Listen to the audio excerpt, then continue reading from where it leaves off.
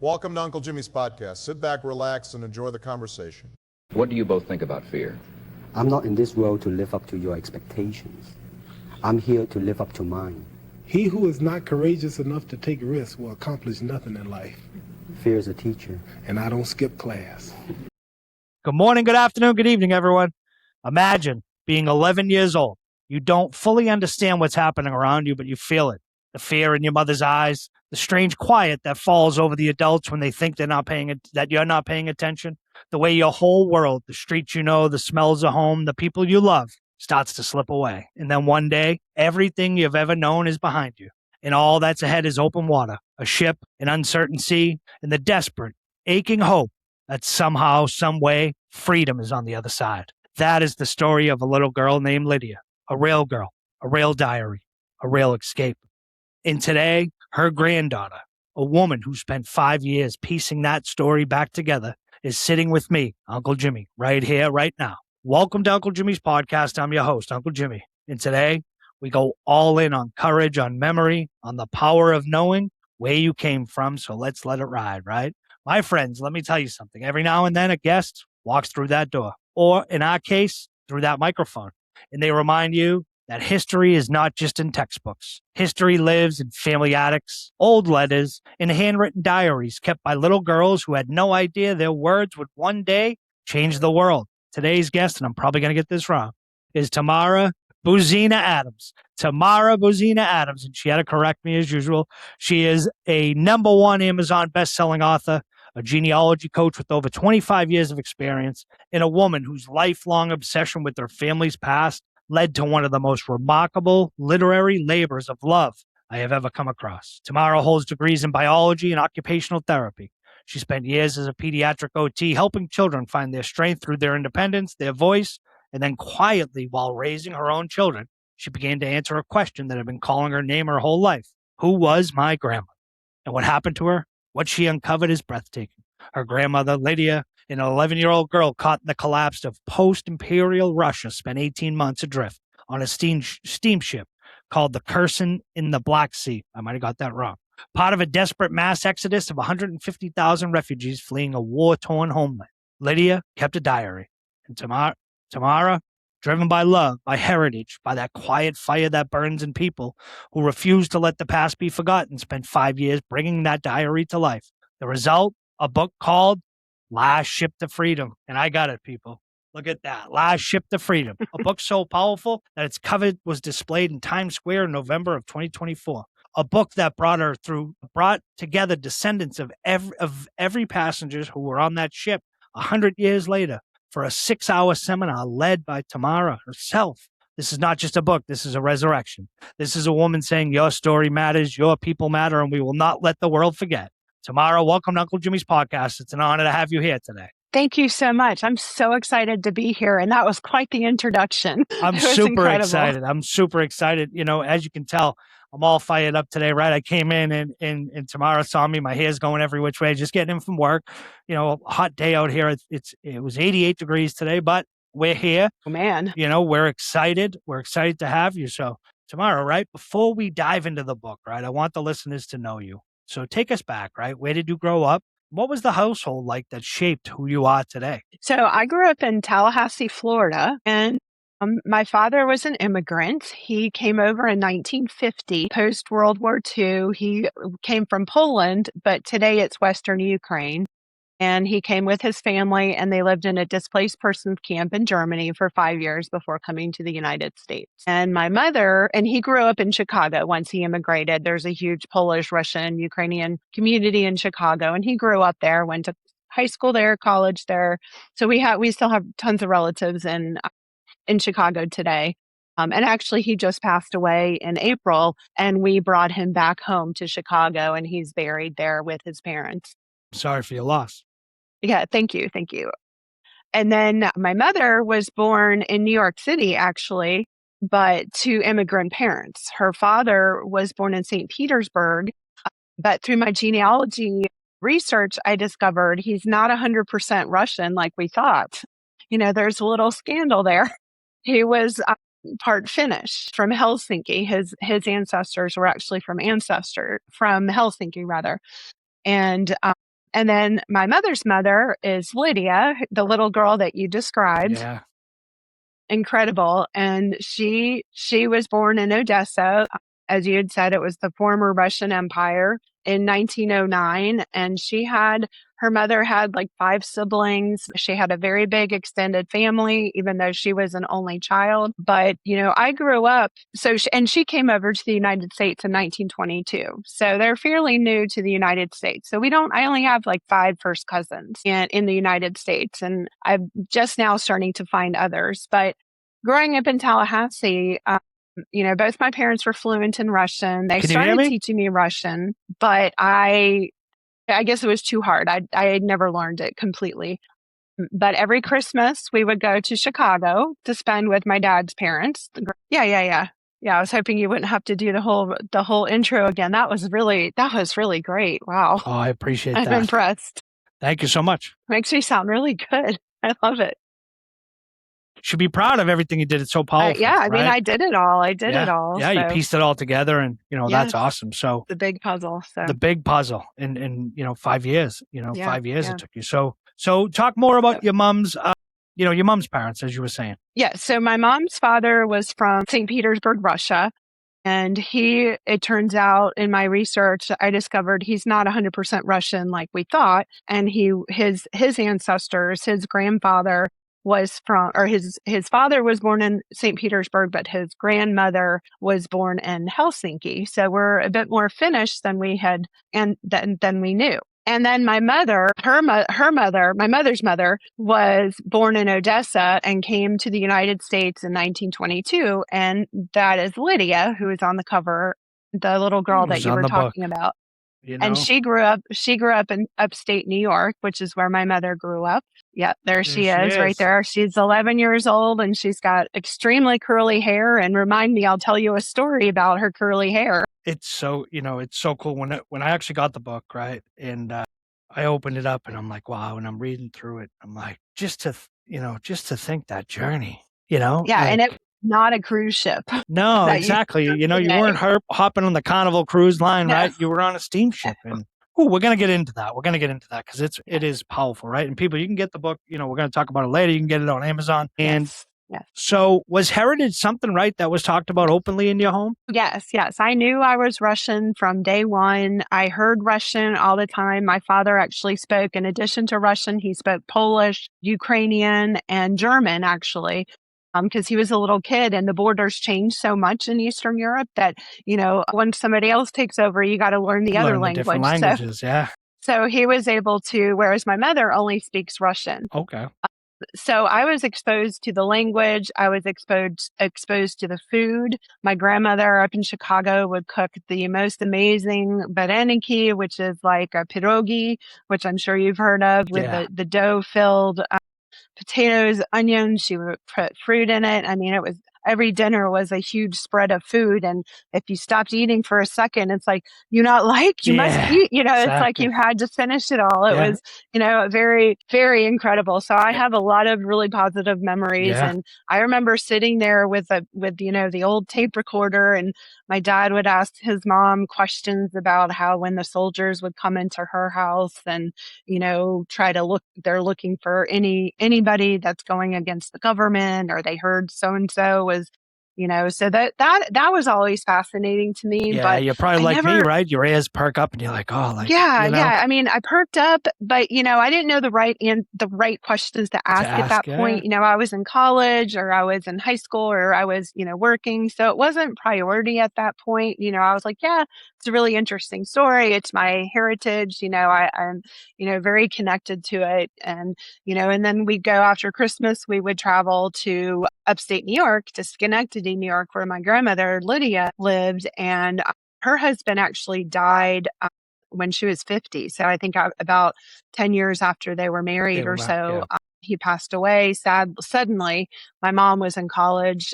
Actually, I'm sorry, it was like 18 years later, 20 years. Yeah.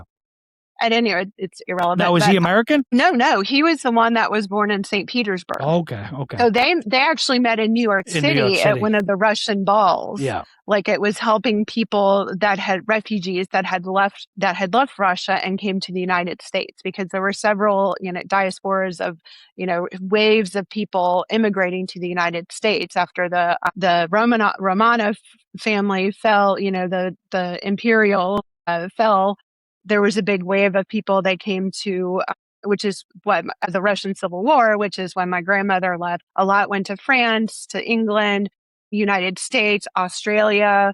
They just were spread everywhere. But I was very connected to that. So every single year, we would at least see our grandparents once, and they were both fluent in Russian. And so, and then the religion, we were Eastern Orthodox, Russian Orthodox. Yeah. So, we would go to church, and, there was no Russian church in Tallahassee where I grew up, but we went to the Greek Orthodox church, which is the same religion. It's just different cultural backgrounds. Like for Palm Sunday, instead of having palms, in Russia, they had give you pussy willows because they didn't have palms in the northern part of Russia. So, just little things like that. And, I would always eat my pancakes with sour cream and jam. And anytime I would go to a friend's house and be, to spend the night, and the mom would make pancakes. And I'm like, where's the sour cream? And they're like, oh, sour cream on your pancakes? So that was just, sour cream is a big staple in the Eastern European cuisine. So I was very connected to sour cream. That's awesome. But anyways, yeah. So, and we knew about my grandmother's story like a little bit, but it just kills me that I didn't ask. And even my mother didn't ask. Yeah. So, and she might have not have been, been open to talking about it either, Well, that's a huge thing too, because a lot of these refugees that left their homeland in Europe during, whether it was World War I or World War II, they were traumatized by what happened, and they wanted to start a new life, and they didn't want to talk about it. They didn't want to think about it. They wanted to start over. Yeah. So I think that was a lot of it, because, they weren't willing to share. And, as the kids, or grandkids, you didn't know what questions to ask, and you don't want to get them upset. Yeah.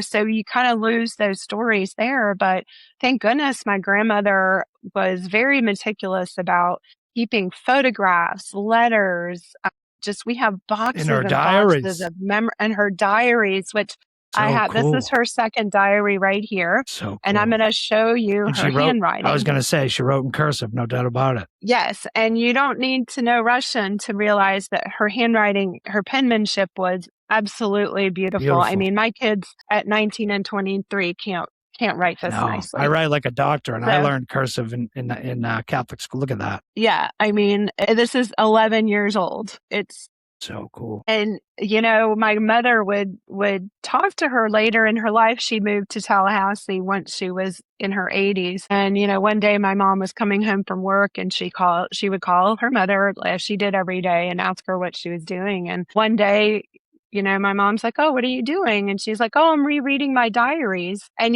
she would correct mistakes and, grammar and spelling and stuff. And, you would think that was a great segue for my mother to ask her questions. Yeah. But for whatever reason, I don't know why. She didn't ask questions. I didn't ask questions.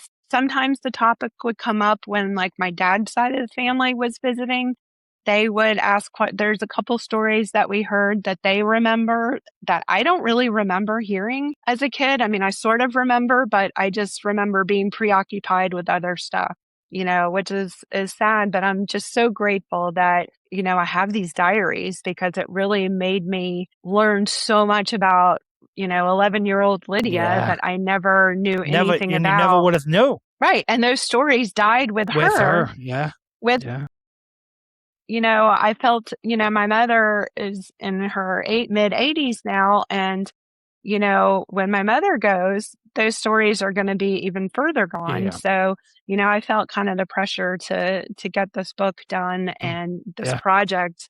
My mother had a huge hand in it as well, which we'll talk about. But no, I'm excited. We're going to get to the book in a few, right? So, and I know because I'm feeling it, I just want to jump right to the book. But we're going to go through a couple of things before we get there, right? So you've got degrees in biology, right? And occupational therapy. Yes. You spent years as a pediatric OT, right? That's a healer to me. What did that Yes. work teach you about the human spirit? It just, even through diversity and, any challenges in your life, I worked with children, and, I worked with children that were in a wheelchair. They never knew anything about walking. Yep. They didn't know anything about, they couldn't hold their own spoon to feed themselves, or, things like that.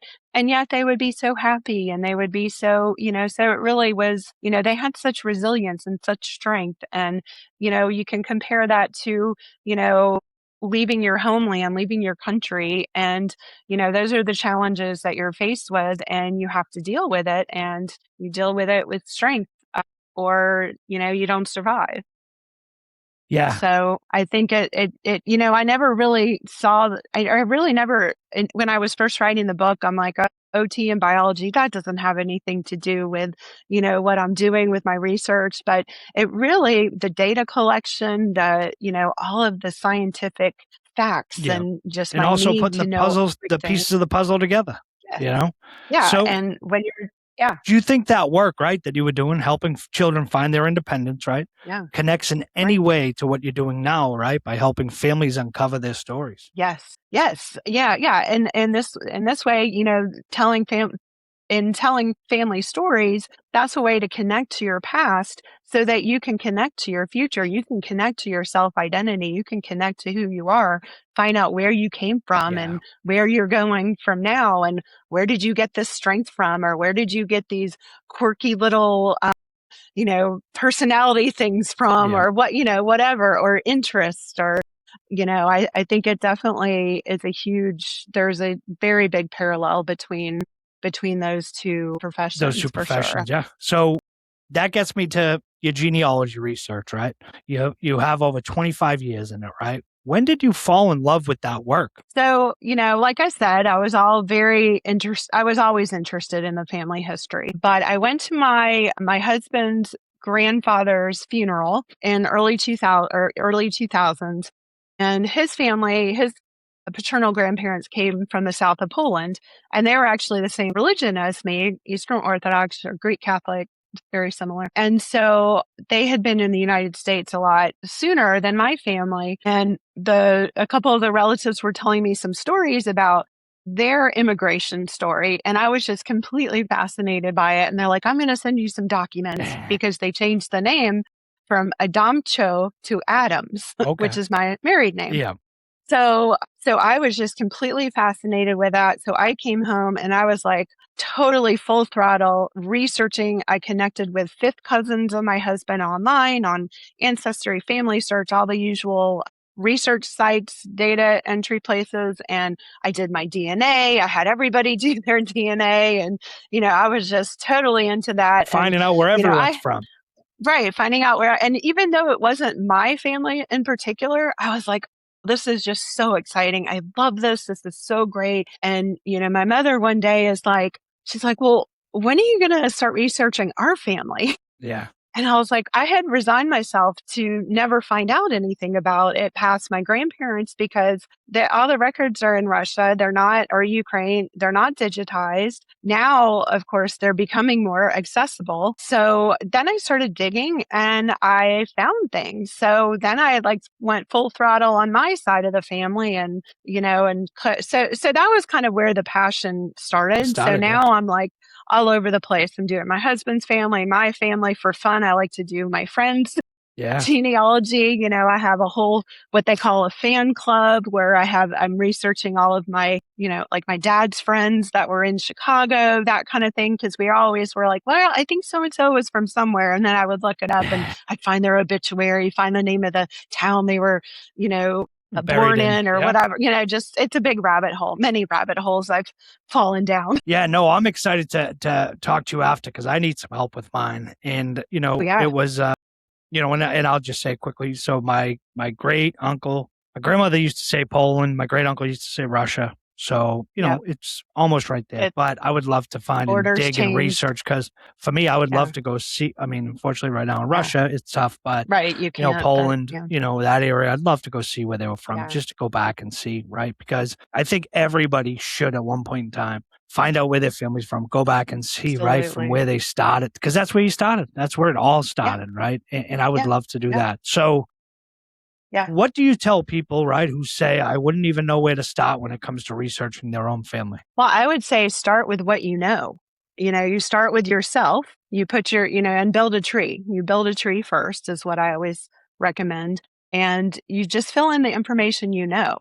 And, my number one tip for people is to talk to the oldest person in the family. Yeah. Because you have a timeline there and this is, I've learned my lesson from, this situation, but, always talk to the oldest person first and get their whatever information they can give you. And if they can, sometimes you have to prompt them if you give them a photograph or, a letter or like a hairbrush that they had when they were a little girl, they can tell you about that or, whatever. Sometimes that helps jog the memory, especially if they're pretty old. But I would start with what you know and ask the oldest person, about their life, what their life was like, where they were from, if they're able to say the village. Like, it's very overwhelming when you first start. Yeah. Because like most people say, they don't know where to start. Yeah, nowhere to start, right? And for me, right, it wasn't when my grandmother was alive, I used to pick her brain about, so much, but it was more like, world events, like, when Kennedy was assassinated, and then Martin Luther King, right? What was the country like then? And I remember going on car rides, but, my grandmother and I used to go to the casino a lot. The casino was like an hour and 45 minutes away. So we'd talk the whole way and just picking her brain, and the way she used to tell stories, my grandmother, it was almost like you were there, right? Like she could go back to that day. Amazing. And the way she would talk, it was so vivid. Like you could put yourself in the position, right? Just listening to, because I always asked, older people, right? Because I'm always fascinated about Kennedy and that whole era, right? Kennedy, then Martin Luther King, then Kennedy again. And, because they always say, right, when Kennedy was elected president, there was so much hope in this country. There was so much going on. And then sort of when he was assassinated, that all went down the drain, right? Where it almost started, people started being at each other's throats and hating each other. And then, Vietnam came next. And there was so much that came with it. But so I used to love picking my grandmother's brain. But I go back and I often think of like my great grandmother, I never did, because it was almost like it was tough to have those open discussions with her. She was open, right? And there was so many of us great grandkids and grandkids, right? That to get her time, it was tough. She would sit there and do the rosary on Sundays and watch the mass and she would have one drink a week and she'd watch it while having the mass. And I love that. She was awesome. She was in her late 80s still putting up her curtains and doing all that. So independent, and what happened was she ended up breaking, doing her curtains. She fell, broke her hip. Then they found out she had bone cancer. And oh, wow. So she ends up passing, but she was awesome, and she used to make these, I think they're called golumkis, Polish. Yes. Yes. Is that with cabbage? Cabbage and all that. I never ate them because I was like cabbage and all that. I never liked the cabbage stuff unless it was like sauerkraut and sausage, Polish sausage. That was good, but I never liked that. So, right. Tell us about, your grandmother Lydia, right? Who was she to you? And what do you remember about her when you were a child? So when I was little, she was always very stern and, you had to do things a certain way. I'll just give you an example. If you did not hold your fork correctly at the dinner table, she would reprimand you. So she was a tough cookie. She was a tough cookie. And I never, it's sad because I don't think I really fully appreciated what she went through. And now knowing what she went through to get here, I can understand why she wanted things just so, because things were so uncertain. She had no structure, her world was upside down. So the only way to control it is to control what's around you. The small things. And so the small things, she didn't sweat the small things. She was just, took it one day at a time. But she was also very warm and very, she would laugh. She had a great sense of humor and, but things had to be just so, she always had her dinner at 5 o'clock sharp. And, if you weren't there, you weren't eating. It was, exactly. Yeah. So the food would be gone. Everybody, hey, have seconds on, Tamara's not Yes, here. Eat yes. her portion. She knew she had to be here at 5 o'clock, Right, right? right, Old school way of right, just, this is how we do right. it, Very old school, cool. and this is Yeah, how we yeah, do it. And that's yeah. And like, awesome. So is there something about Lydia, right? Her personality, mhm, her spirit, yeah. maybe, that you see in yourself? Yes. And what's funny, if you would have asked me 5 years ago, I would have said that I'm not really like her at all. Yeah. I would say, no, no, there's nothing really. But after going through her diaries, I'm like, yeah, I'm a lot like her. The detail oriented, meticulous way of looking at things, like just the way that she wrote her diaries. Every day is labeled the same way. She structures it the same way. And, I like, my house is kind of a mess, but my genealogy and all that is very organized. It's very intentional, very purposeful, I have a lot of thought, and it has to be a certain way. So in that, I think I got her detail-oriented characteristics, to her, just her strength, her resilience, you don't let anybody know that you're struggling or challenged or whatever, that you just still go through things and you come out on the other side a positive person. And she was always very positive. Yeah, those struggles So are I kept feel like, between the four walls, right? In the home. You don't yeah, talk about, you don't tell your neighbor, you don't tell your friends, right? right, You don't right. show weakness, right? Right, Yeah. right. Because to them, if you broke down the strength, and it was interesting. I read, because, she lost her husband when I believe she was like only 50, I think. And, I never, growing up, obviously I was not born when her husband died, but, I never saw her cry over him, or, say a bad thing, of course, about him, or say that she missed him or anything.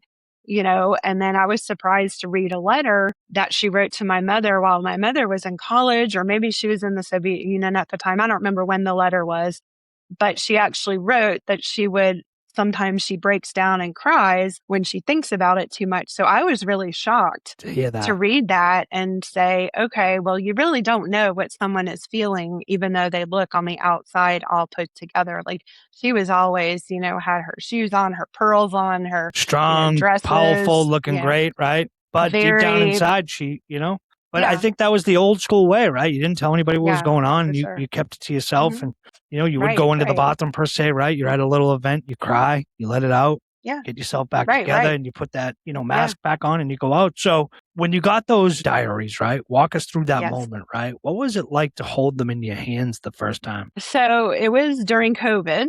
So, it had, everything had just shut down. And, I was sitting there kind of trying to think, well, what am I going to do? My husband was home, my kids were home, doing their virtual school and struggling, and I was thinking, I have all this time. I can do my genealogy.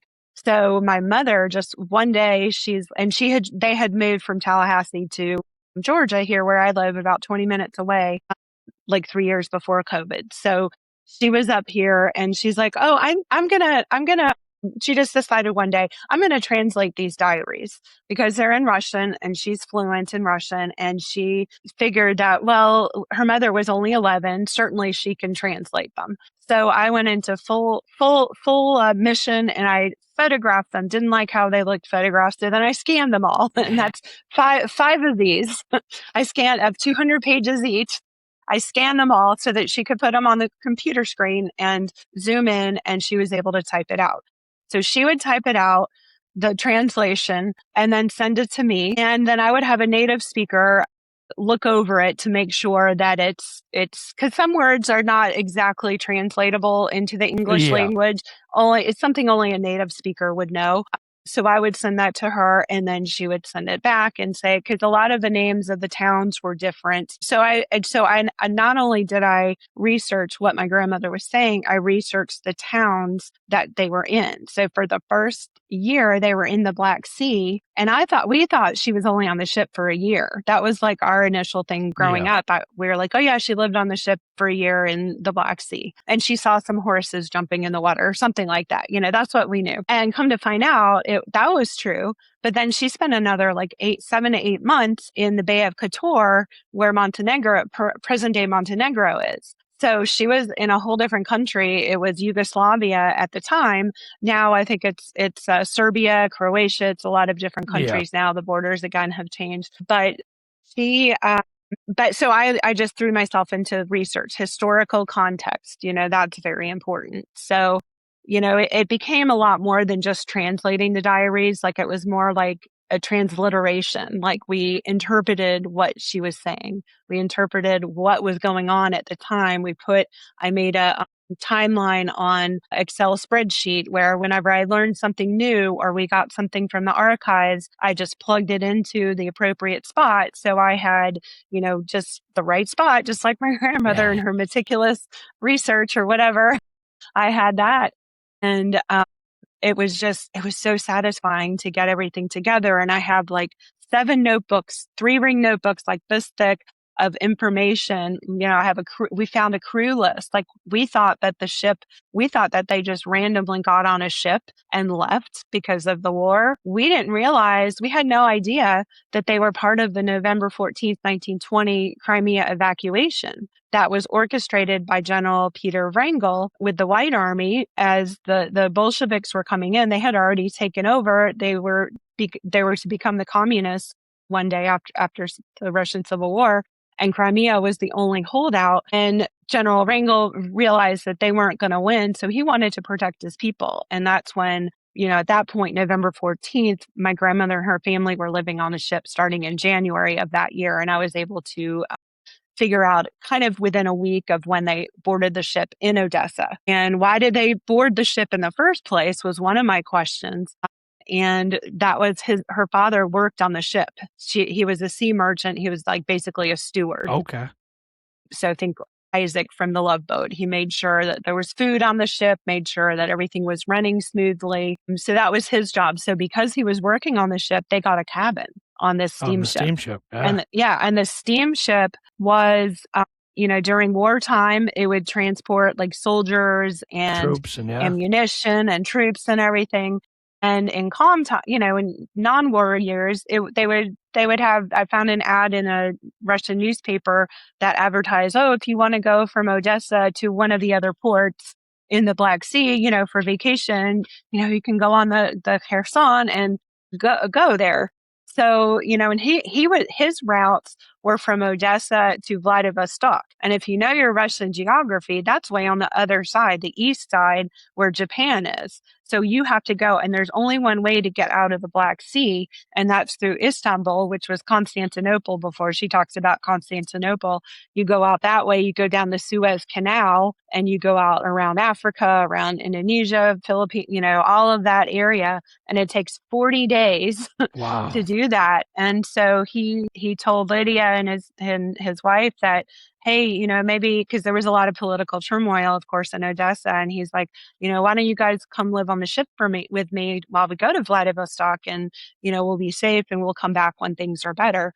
But as it turns out, things did not get better. And they got on the ship in January because in February of 1920, the Bolsheviks had taken over Odessa. So there's no possible way they would have been able to come back, because had they come back, they would have been sure dead meat. Yeah. They would have been, been sympathizers, or they would have been killed because they would have said, well, you left your country, that kind of situation. So, and they had relatives that were left there too. And they pretty much survived, thankfully, but a lot did not. Yeah. So it must have been a struggle for them over there, going through all that. Yeah. I can only imagine, Right. So the book, right? The book is called Yes. Last Ship to Freedom, right? Uncovering my grandmother's tale of fleeing post-imperial Russia, right? So inside the Last Ship to Freedom, right, Lydia? Yes. She was 11 years old when this began, right? Mhm. Help us understand this, right? What does an 11-year-old girl see and feel, right, in the middle of a refugee crisis that an adult may not? The simple things. Like she actually, when she would talk about it in her later years, she had very positive things to say about it. She would, she thought of it as an adventure. And I think, leaving on November 14th, that particular day, was probably a bit traumatic and stressful. And I think the parents sheltered the kids and protected them. They had kind of like a protection of them. So I think she probably knew what was going on, I'm sure. Yeah. But she was very protected in her family unit with the other children. There weren't a whole lot of other children on there. But, and her diaries, she didn't start writing her diaries until she was on the ship, until she got out of Constantinople. So she got on the ship January 1920. She didn't start till January 1921. However, when we were translating the diary, she finally wrote the last name of her best little friend on the ship. And as soon as my mother texted me, she would read ahead while she was translating, because we were like, couldn't wait to find out what happened next. Yeah. And I looked up the name, and I found them immediately on Ancestry, and I messaged them. And that's the family that came to meet me and support me at Times Square when my book cover was on. So I met all of the 14 family members that had never met me before that came to support me because my grandmother and their grandmother and relatives knew each other on the ship spent 18 months together. And that's what kind of bond you have, because they left all of their families behind. So imagine, Lydia at 11 years old, she didn't have siblings, but she had a very close cousin who is like a year older than her, Tanya. And Tanya was supposed to come with her on the ship. But at the last minute, the mother decided she didn't want her to go. So, that was very devastating for her. So the people on the ship that they traveled with were their family. Yeah.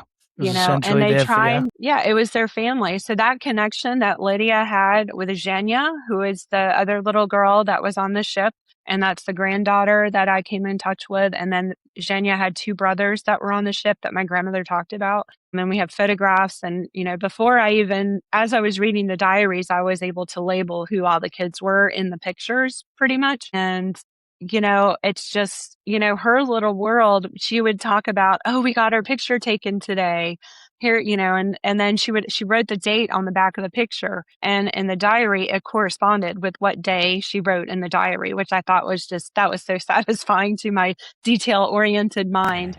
But, and like I said before, the parents and the adults really tried to make sure the kids had a positive experience.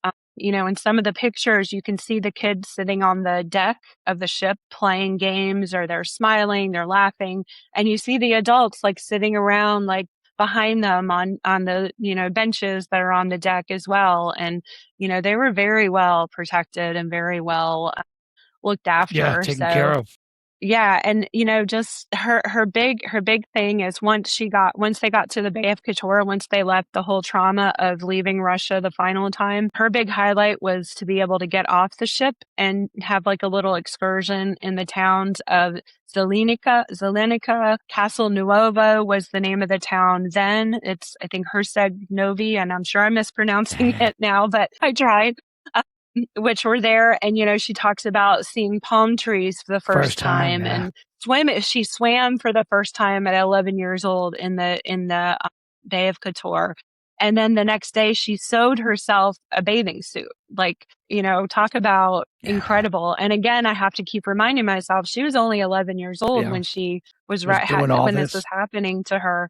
So I think it made her a lot more mature at that age, certainly than I was at 11 years old, and certainly when my children were 11 years old. I mean, it's just, and I think she was very pleased with the simple things in life. And it just kind of reminded me that, okay, if I'm going through a tough time right now, things are challenging, or, whatever, look at the small wins, that you have every day. Look at, it's a beautiful day outside right now. It could be raining, whatever. Just look at the small things. And she really took that to heart and really, thought of this as an adventure. And so cool. It's and as she got older, she would run into other people that had also evacuated on the ships. Like her best friend in Schenectady, New York, the husband had also evacuated on November 4th from Sevastopol. That was the port that they were at. There were 5 ports, 150,000 people. You would think they would run into somebody that also escaped. He escaped on a submarine. And apparently he wrote diaries too. And we're still in touch with a family and trying to get them to find them, because they actually brought the diaries to my grandmother when she was living to see if she could translate them, because they didn't speak Russian. And so I've been looking in our stuff to see if if they're if we around. have them and we can't find them. I'm like, I am just dying. I want to find those diaries. So that's a mission. I gotta work on that. But anyways, my point being is any adult that she talked to that had gone through the same experience with her had a very different outlook on that actual situation. It was a very harrowing experience for them. Journey, it was yeah. devastating, very, very difficult. We were lucky enough to find a memoir of one of the guys that escaped on the Kherson with my grandmother. And he literally describes, and I don't know if you've gotten to that part in the book, he describes how the ship was going back and forth because when they left, or the ship was only to accommodate like 1,500 people. And by the time they left on November 14th, there were like 7,000 people on it. Yeah. And there was people, everywhere on the decks. And so it was a very uneven ship. So, I mean, and I believe they were towing 2 little ships behind them. So, I mean, for the fact that they actually made it to Constantinople is a miracle in itself. And I wish that I knew what she was thinking, during that time. That would have been just incredible. But the Zhenya, her friend, had told her niece about leaving on that November 14th day, like how she saw fire, they were setting fire to all the buildings on shore, and, people were climbing up the ropes of the ship hoping to get on, and they couldn't accommodate any more people, and they had to cut the ropes. And, surely that was devastating for these children to watch. And who knows, how much of it they saw. But, it's a credit to the parents that my grandmother wasn't complete. I mean, I'm sure she was traumatized in a certain, I'm sure it affected her well-being at some point in her life, but, things. Well, even think about it, right? When she, experiences. when she had said to you, your mom, that she was going back, reading through her diaries and, like just, she lived it, right? And then reading through it, it's rehashing it and going through it, right? And I bet you there wasn't a day that she didn't think about being that 11-year-old girl on that steamship. Right. And, when you get older, like when at the summer before COVID, I turned 50. And, when you turn 50, you're not quite there yet, but, a couple more years. Yeah, you got a little longer.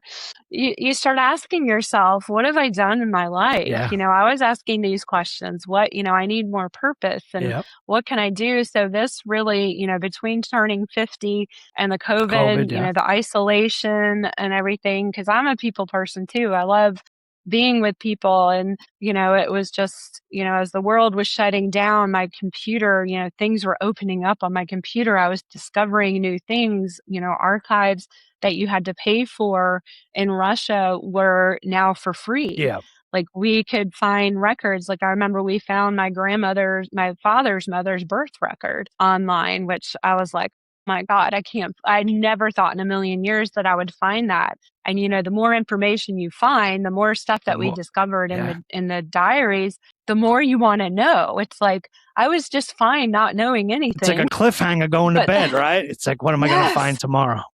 Yes. Yes. And then I have dreams about it, Yeah. So the passengers, right, on the Kherson, right, they faced a typhus. I think I might have said it wrong, or maybe typhus epidemic, right? I think that's right. Typhus epidemic. Mm-hmm. So in your research, right, you found a powerful parallel to the COVID-19 pandemic, right? Can you walk us through that connection? Yes.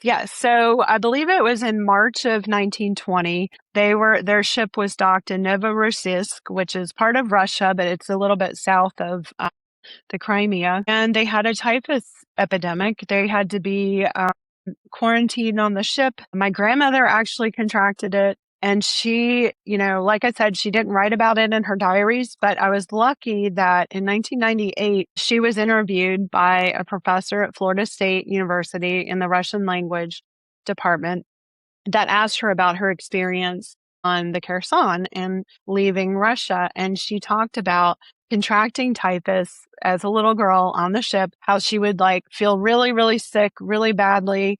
And then all of a sudden she'd feel better. But then all of a sudden you feel bad again, just that you feel, you're feverish, you're not feverish. And she said, because of the hygiene or the lack of hygiene conditions of so many people, every port they went to, every month they added more people to the ship.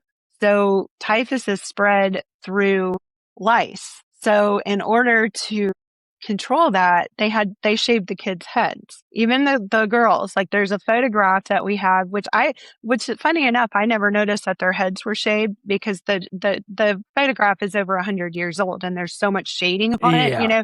It was hard to tell, but my grandmother would always talk apparently about how they shaved her head, and then her hair grew back really, really curly. I mean, she had, up until she died at age 93, She had the had curly hair. It was not all gray yet, believe it or not. It was mostly gray, but there was still some of her natural hair color. But she said after she had typhus and they shaved her head, her hair grew back extremely curly.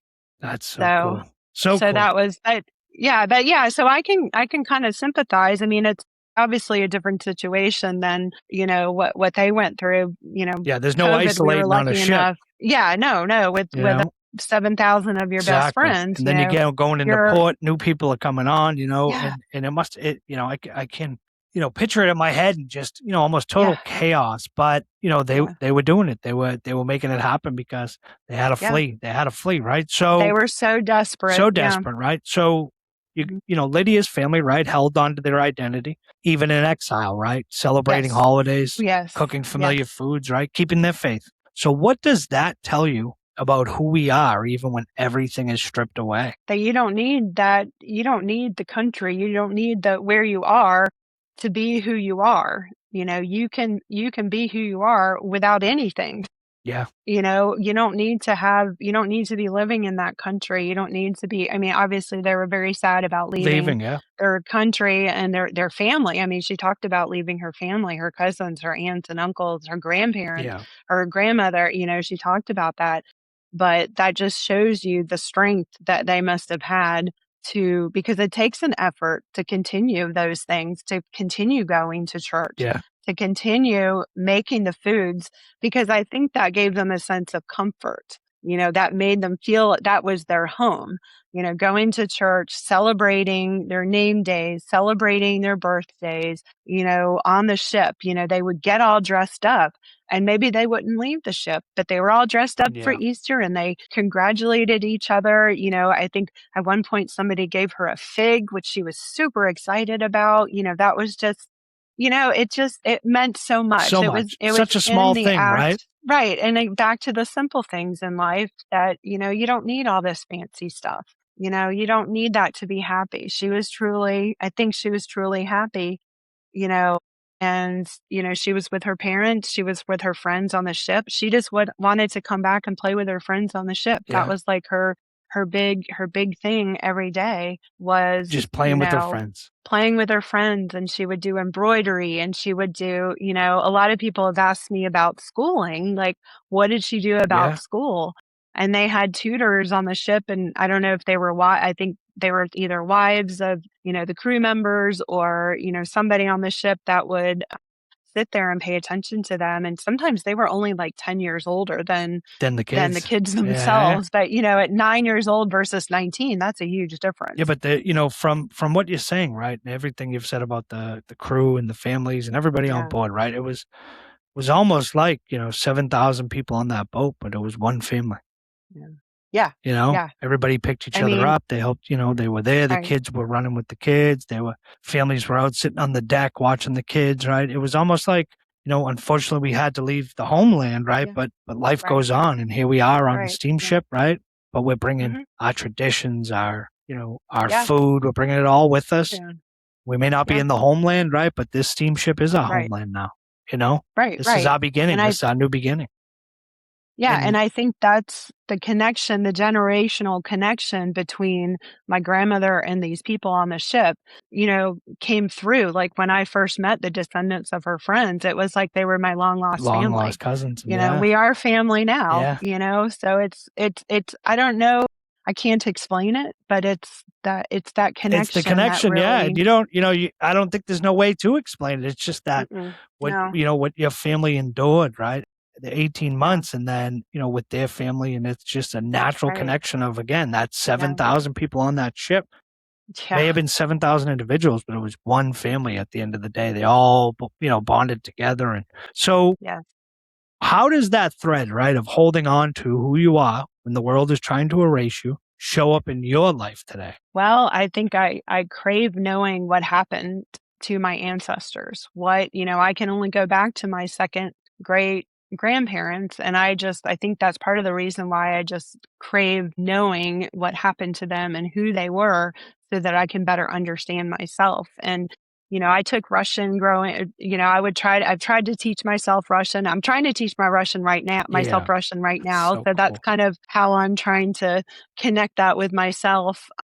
I'm using Duolingo, which I don't know if that's the best thing, but, and I would if I was able to go to Russia and to Ukraine right now, You I would? would, because I would actually like to go walk where she was No in doubt about it. Odessa, where she lived. Like, I would 100% Yeah, and see go it for do yourself. that and see for myself. But, I feel so much comfort in knowing, what, and my grandmother talked about how her mother at Easter time would make Pascha, which is this big cheese pyramid thing. And I keep telling myself, my mother, she carried that tradition Yeah. every Easter, except for the last 2 Easters. She hasn't done it. And I remember growing up in the home, having that and being so excited. And, my kids don't really like it. My husband doesn't like it. I love it, but it's just so rich. Now, the older I get, I'm like, oh, it's really heavy, Yeah. but it's so good. But it it's one of those reminds me, it's so traditions. nostalgic. Yeah. Yeah. So I just want to,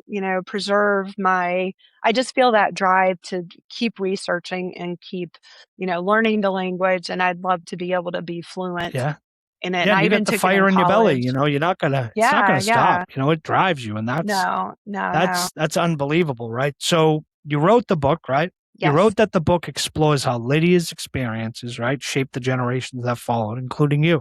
Can you give us a specific moment, right, or a tradition in your own childhood that you now know traces directly back to Lydia's journey? Yes, actually. So because of this experience on the ship that she had, she's always loved the water. Yeah. And so we grew up in Tallahassee, Florida, and we would always go to Panama City Beach to vacation it was only 2 hours from our home. My dad had a boat, or we started out with little boats. The biggest boat we had was like 24 feet, not huge, but he built a kayak with a sail. My grandmother came to visit, and, then I don't think I realized the significance of it, of course, but now looking back, we went to get to the island at St. Andrews State Park. It was called Shell Island. You had to cross this big channel. And we had this little tiny kayak with a home built sail on it that my dad built. And we would sail my grandmother across this busy channel to Shell Island. She would get out, she would swim with us in a bathing suit that she had sewn herself, just like on the ship. Awesome. I still can picture her in that. And I just remember such a joy. Just a smile on her face, right? Yeah. And, I wonder, looking back, I'm like, I bet she was thinking about those days. Those journeys. When she was on the ship, when she swam for the first time with her friends. She got land and now day. here she is. Yeah. Yeah. And here she is with her grandchildren. Doing it. And having those adventures again, right? It's almost like the 11-year-old Lydia was right there with you guys. Right. And it probably was just as a harrowing experience. Yeah. When I think back about that little kayak, and it could have easily tipped over. I mean, I don't know how safe that was, but we did have our life jackets.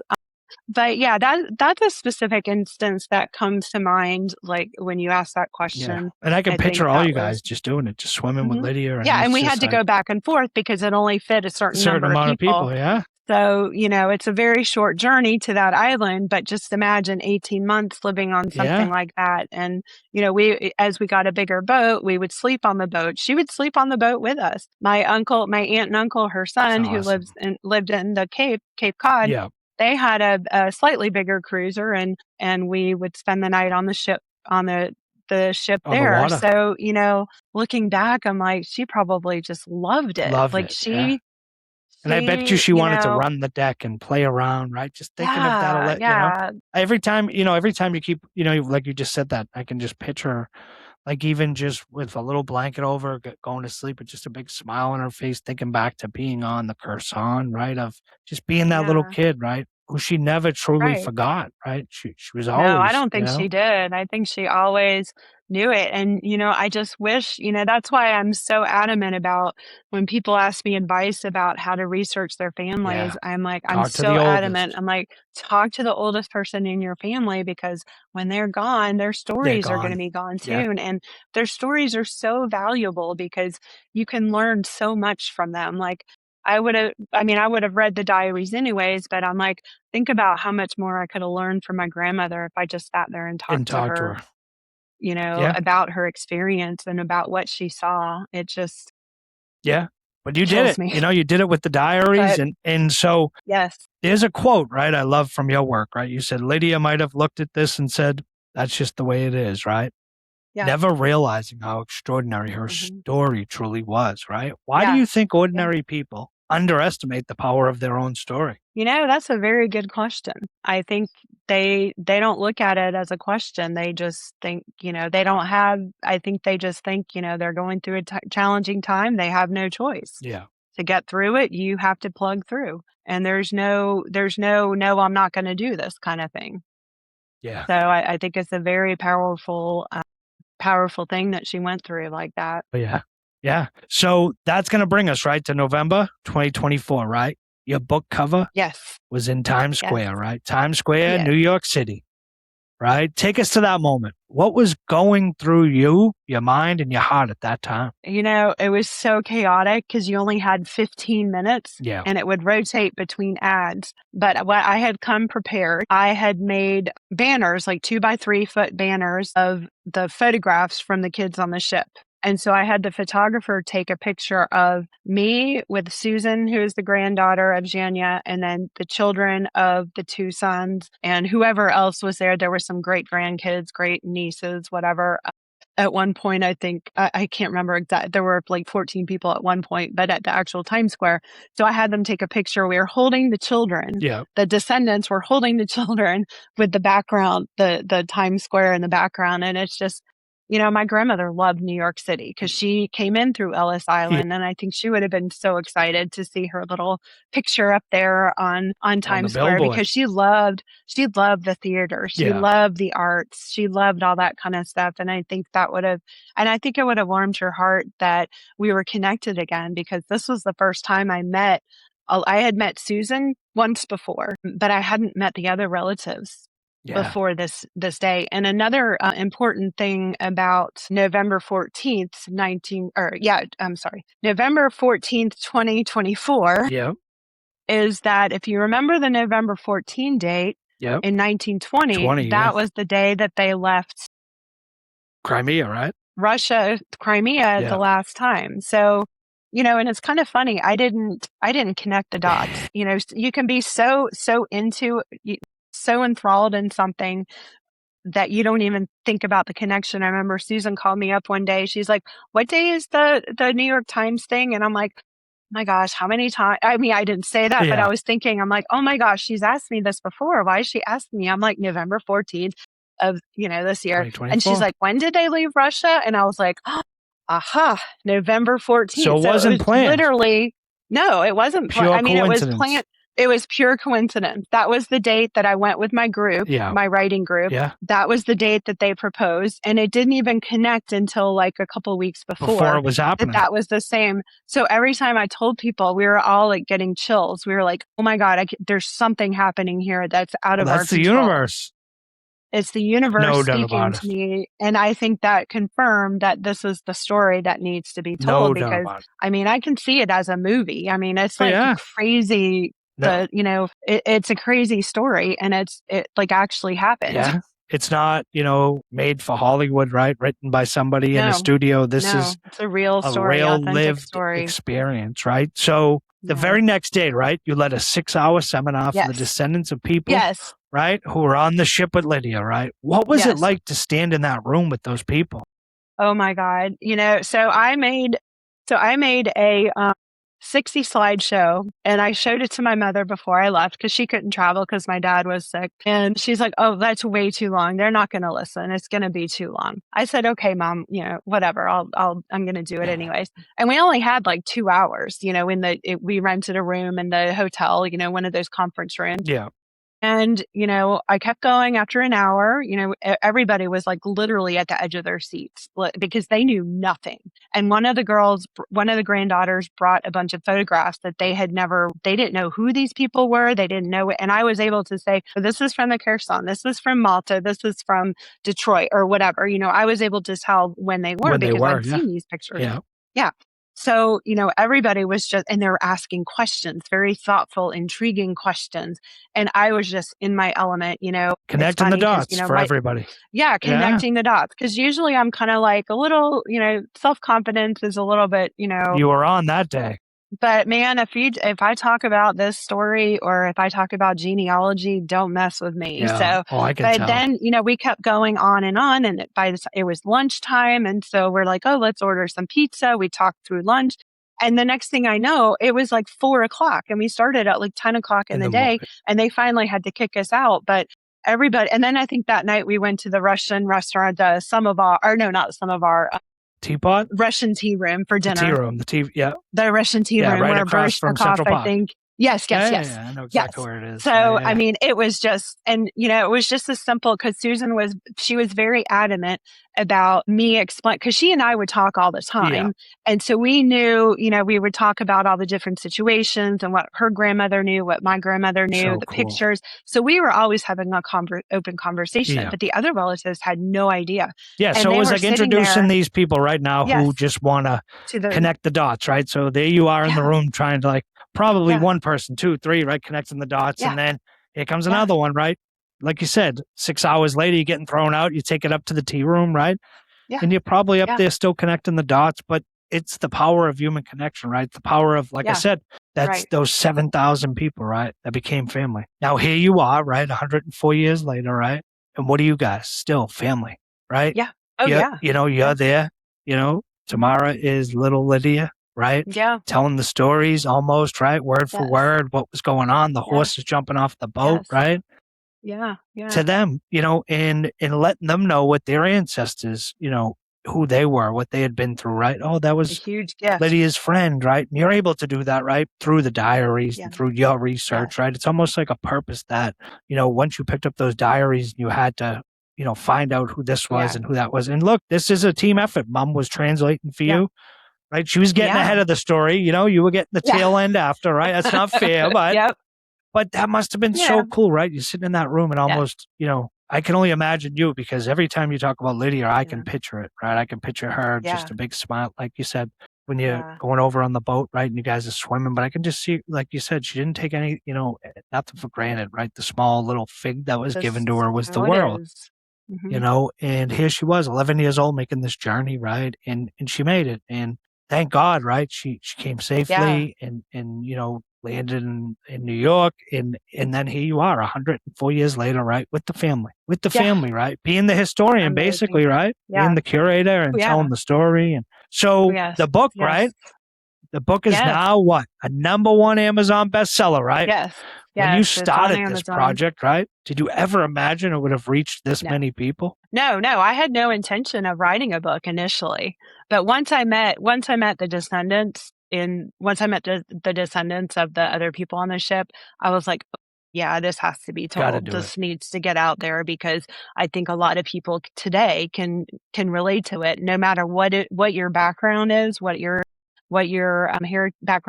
cultural background is.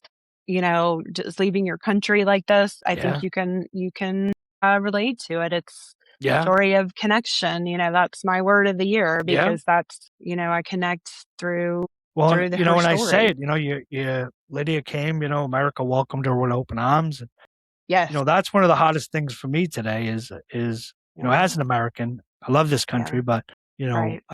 what they're doing to immigrants and communities, Yes. and what they're doing is just not right.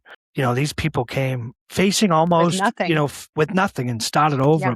but they're facing the same things they left their country. The reason they left their Right, country, right. right?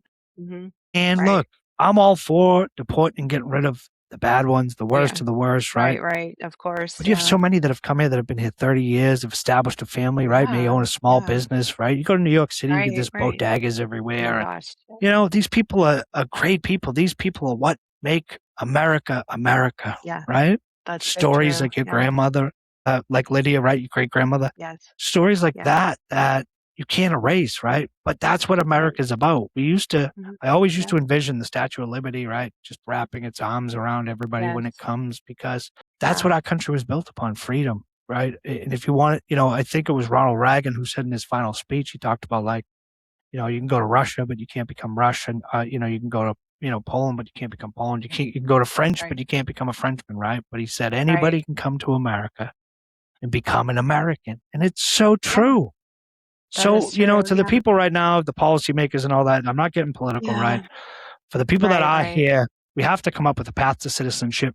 I know people have overstayed their welcome or, their visas or whatever it may be, but let's get real. Let's make the decision, right? The people that are here, that are productive and may have overstayed their visas or, even came illegally, right? That are working and productive. Give them a path to citizenship, going to school and doing the right thing, right? Yeah. Because that's what our country's about. The immigrants. That's what, we all came from somewhere. On. Yeah, this is what it was built on. This is where we all came from, right? Yeah. So, Tamara, right? What do you think Lydia would say if she could sit with you right now, right, and see what her diary has become? Would she be mad at you? I don't know. I don't think so. I hope not. She would always, to any suggestion of anything, she would say, that's ridiculous. But she would say that because why is anybody interested in it? Yeah. But if she saw what was going on today, In the I think world, she would understand that the world needs to hear her story. Yeah. Yeah, no doubt about I think it. it's, think about it, right? And fast forward, right? It was 104, so it's been 106 years. Just imagine if the Kherson pulled up on our coast now. No, you're not welcome, right? Go back, and think about it. What's going on in Russia and Ukraine now? My gosh, it's awful. And, estimated a million, I think 1 million Russians, 1.5 million Ukrainians, right? Mm-hmm. And my problem is when is the world community going to get together and condemn Russia and do something about it? Right. Yeah, I know. Ukraine, people get mad. Ukraine, they're defending themselves. Yeah. The Ukrainian people have done nothing wrong. They're defending their homeland, and the world community needs to come together and do what's right for the Ukrainian people. And that just frustrates me so much because we're not going to get political. So I know. So what do you want someone to feel right after they close the last page of the book? I want them to feel inspired. I want them to be inspired by the story, and I want it to, most importantly, inspire them to look into their own family history and see what connections they can make with their past and what connections, because you might be surprised in what you find. Yeah.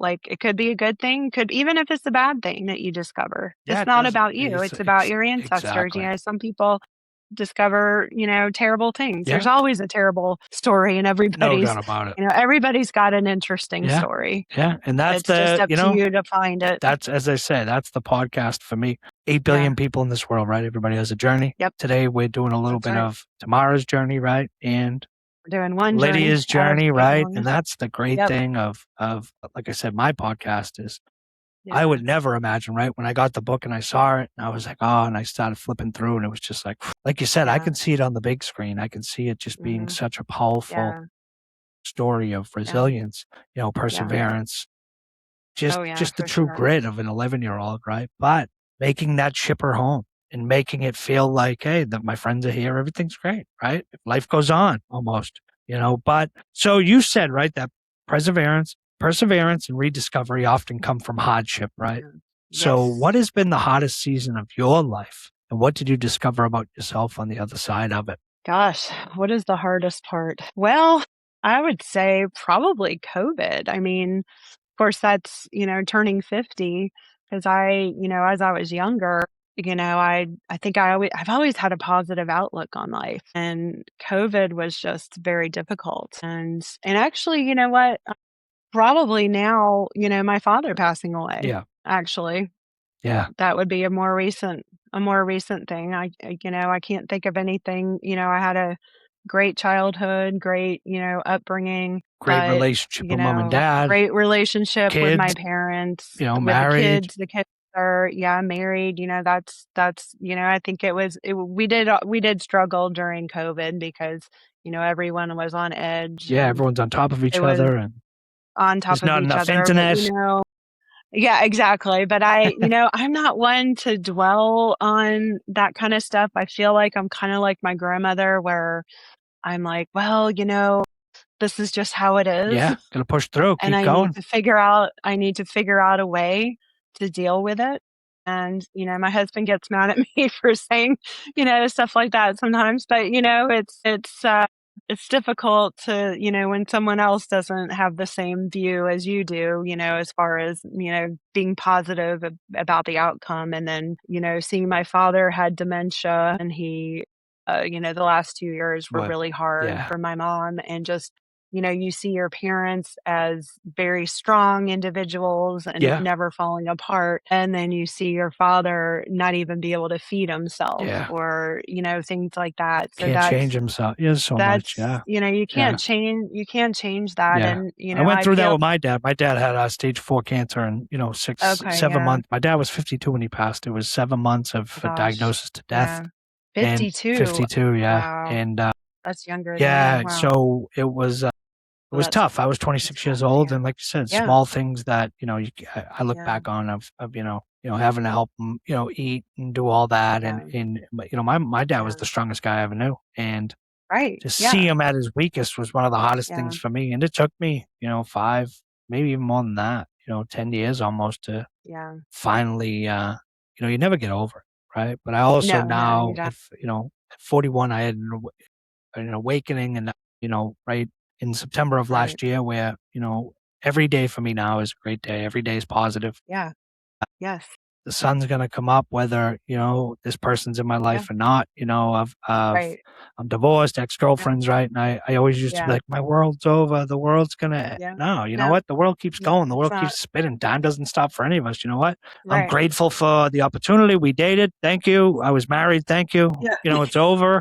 But I'm going to enjoy every second of every day. I'm going to enjoy the beautiful Yeah. sunsets, right? And I say it. I'm going to Yes. enjoy the rain when So it true. starts raining. I'm going to sit in it, Yeah. smile, and just enjoy Yeah. it It's because, mindset. yeah, we don't know Mindset. how much time we have left, so make the best of it, right? So That's we're right. going to get to the last question, right? And I ask everyone who sits with Uncle Jimmy, if you could look every single person listening to this show right now directly in the eyes and leave them with one message, what would it be? Look into yourself, into your past to see who you will be in the future. That's awesome. So, friends, I've been sitting here for this whole conversation, and I want you to know something. I have chills, actual chills, because what Tamara did is something that most people will never do. She looked at a box of old diaries written by a little girl in the middle of one of the darkest chapters in human history, and she said, no, I am not going to let this disappear. She spent 5 years of research, 5 years of cross-referencing archives, tracking down descendants, connecting dots across the century, 5 years of carrying her grandmother's story like a torch through the dark. And what she found at the end of those 5 years was that she found herself. You see, that's what happens when we go back, when we have the courage to look at where we came from, the struggle, the sacrifice, the love. We find out who we're supposed to be. Lydia Komarikoff was 11 years old, floating on the sea of uncertainty, watching everything fall apart. She kept writing. She kept recording her truth. She held on to her faith, her food, her family, traditions, her joy, even when joy seemed impossible. And 100 years later, her granddaughter is standing in Times Square. Her story is a number one bestseller. Her words, the words of a child, a refugee who thought nobody would care, are touching the hearts of people all over the world. That is the power of not giving up. That is the power of saying, my story matters. My family's story matters. The people who came before me matter. So I want to ask you something, and I want you to sit with this. Really sit with it. What story in your family has never been told? Who in your bloodline suffered, sacrificed, survived so that you could be here today? And do they know that you know? Do your kids know? Because here's what I believe with everything in me. We are not just the sum of our own choices. We are the sum of every broken heart, every brave step, every desperate prayer of every person who carried our name before us. And when we forget that, we lose something deep, something real. Tamara gave Lydia her voice back.